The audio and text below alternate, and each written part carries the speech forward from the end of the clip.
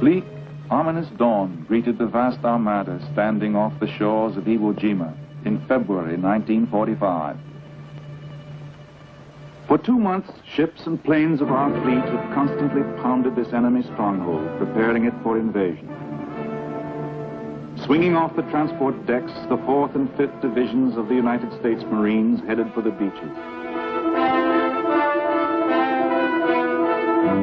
Gaining a foothold on the black sand, they moved in, engaging in one of the most violent, savage battles in the history of the Corps.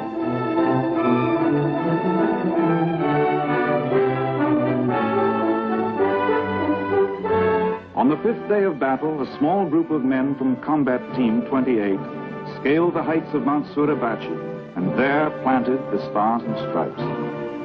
Of the men who fought there, Admiral Nimitz said, "Among the Americans who served on Iwo Island, uncommon valor was a common virtue." A single photograph told this story. Born of battle, it fired the imagination of all America, for it expressed the unity, drive, and determination of the people, a symbol of American courage. Inspired by the wire photo, the noted sculptor Felix de Weldon, then serving in the Navy, began work immediately. He completed a small model within 48 hours after the photograph had reached the United States. The great moment was recorded in clay. But this was only the first of many models. The 176th anniversary of the Marine Corps signaled the unveiling of the historic incident carved from stone. Almighty and eternal God, we invoke thy divine presence here among us, that we may dedicate this statue to the memory of men who have died for our country, and that we may rededicate our lives to the ideals and principles of our country and its freedoms, and consecrate our lives to its service, and to thee, our Lord. Amen. For this statue, de Weldon was able to use living models. 3 of the men who had actually raised the flag, the others had given their lives for their country.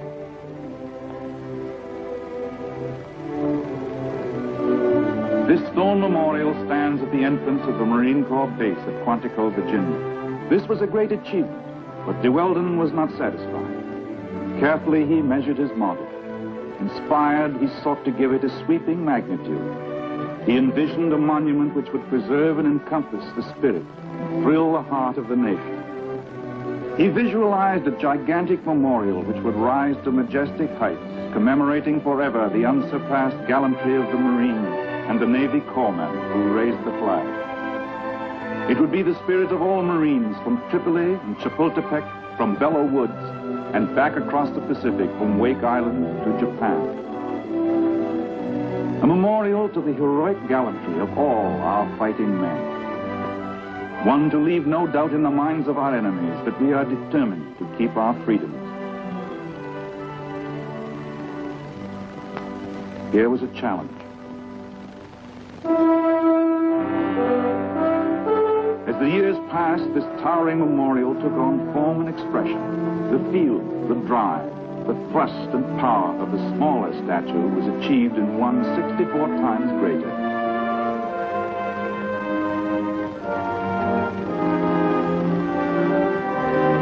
Challenge was met.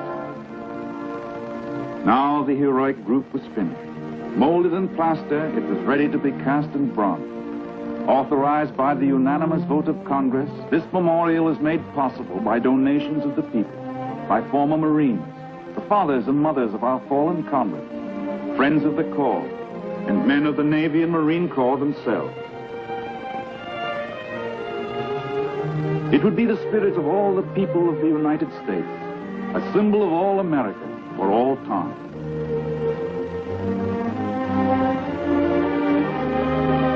The 6 men who raised the flag were typical Americans. They are their faces. Private First Class Ira Hayes, USMC.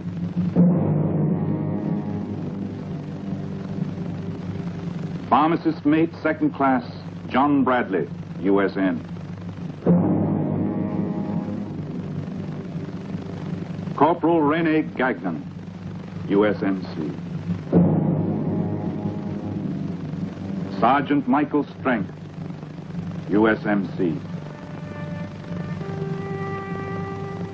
Private First Class Franklin Sosley, USMC. Corporal Harlan Block, USMC.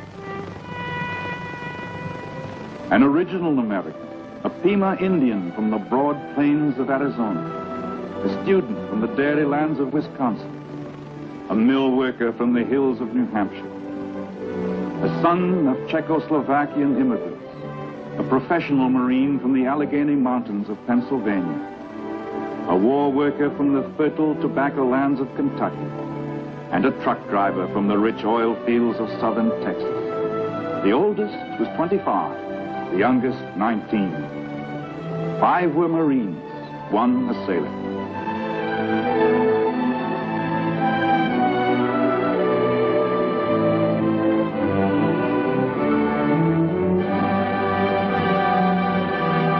The great moment lives, an eternal shrine to valor.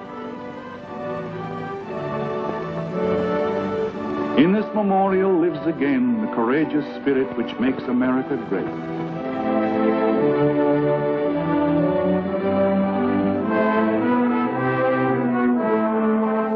In it is the relentless determination of the American people to defend democracy against those who would destroy it.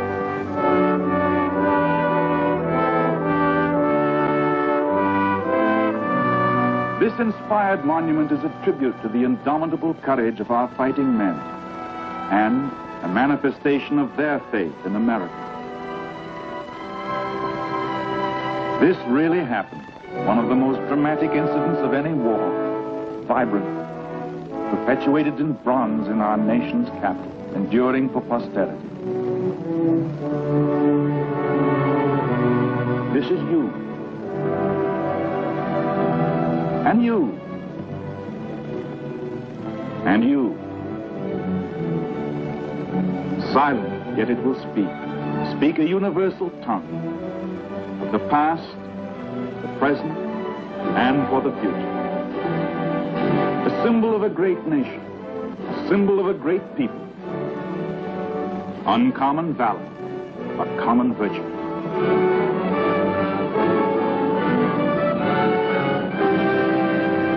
Taking a minute from his busy acting career and his current dramatic characterization, here is Tyrone Power, Captain, U.S. Marine Corps Reserve. Uncommon valor. It couldn't be said better. And I guess it can be said about all those in uniform who have fought to keep our country free.